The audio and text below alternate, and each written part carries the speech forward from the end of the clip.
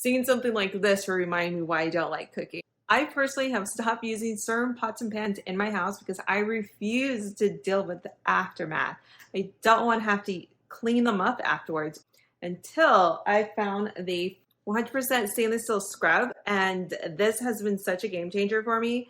This has cleaned it effortlessly. Like, I'm not sitting there scrubbing and scrubbing, and I don't feel like I'm damaging the product.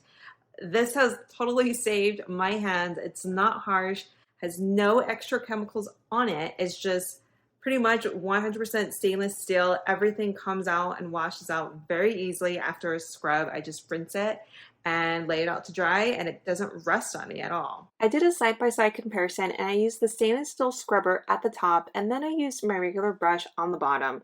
What a difference it made. I had to scrub so hard with my regular brush. The stainless steel scrubber was even gentle on my hand. This is going to make me love cooking again.